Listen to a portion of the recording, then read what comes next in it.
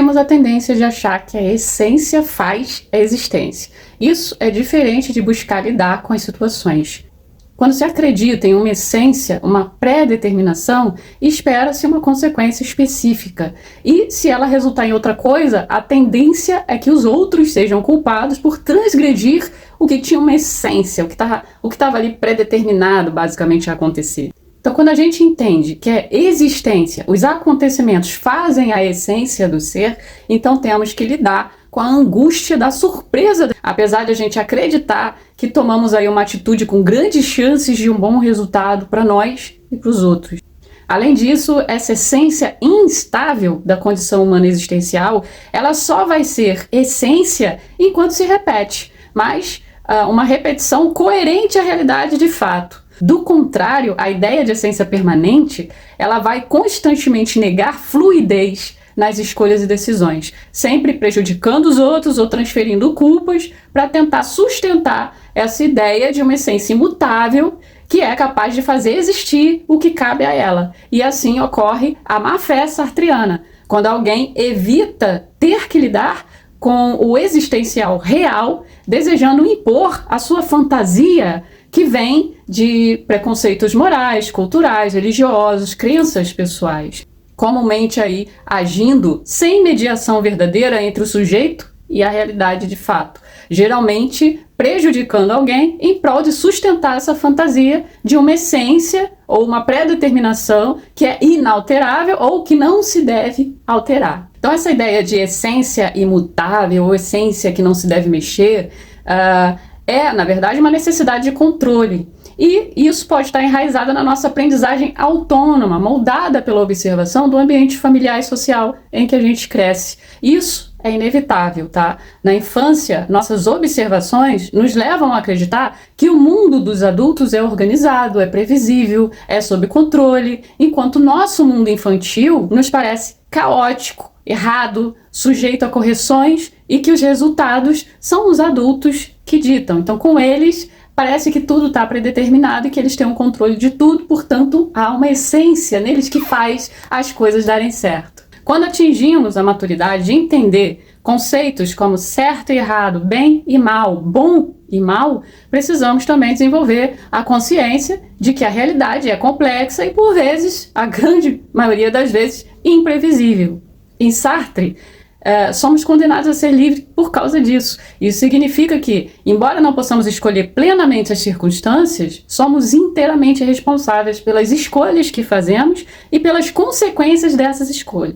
A liberdade, então, ela não é confortável, mas sim desconfortável, angustiante também, porque ela não é sobre escolher entre coisas que queremos escolher, mas tomar decisões que nos forçam a flexibilizar essa ideia de que há uma essência em nós que tem que sempre valer a sua escolha. Já a ideia de essência que precede a existência, há um conforto, né?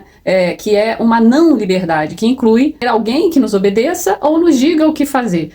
Isso também pode estar relacionado a uma religião, a política, a tradição. E isso tudo é tentando garantir um resultado mais seguro, mais certo, mais previsível. Então são basicamente investidas de manipulação.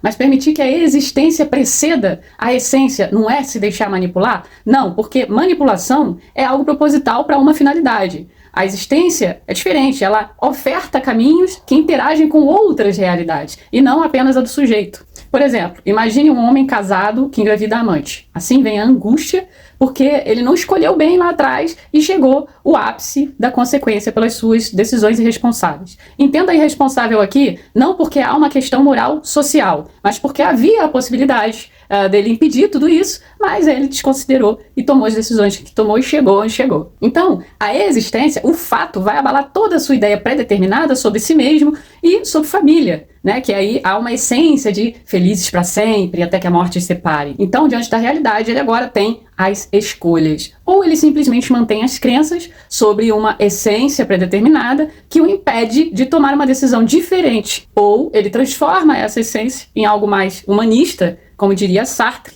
não obedece tanto aí às questões morais, e sim às questões mais individuais. O que isso quer dizer? Imagine que ele é casado há 20 anos, tem 2 filhos, um de 12 e outro de 14, e resolve se divorciar para viver com a amante grávida. De modo moral, isso é uma falta de consideração com a mulher que viveu com ele por 20 anos e tem 2 filhos dele. Mas pelo ponto de vista humanista, seria irresponsabilidade engravidar uma mulher e deixá-la arcar com isso sozinha, só porque há um conceito moral sobre uma suposta essência humana que envolve a ideia de família. Por isso, Sartre diz que o existencialismo é uma verdadeira moral individual baseada na responsabilidade e aceitação das consequências, tendo por base a liberdade de escolha. Porque essa escolha é a existencial, ela vem de angústia e não são escolhas fáceis. Por isso, há de serem tomadas com responsabilidade. Diferente das escolhas morais e por crenças, que imagine só, né? Esse mesmo homem tem a facilidade de, aí, pela moral, justificar o abandono dessa amante grávida, porque pela sociedade ela não é dignamente humana, afinal ela cometeu o crime de tentar roubar o marido de outra.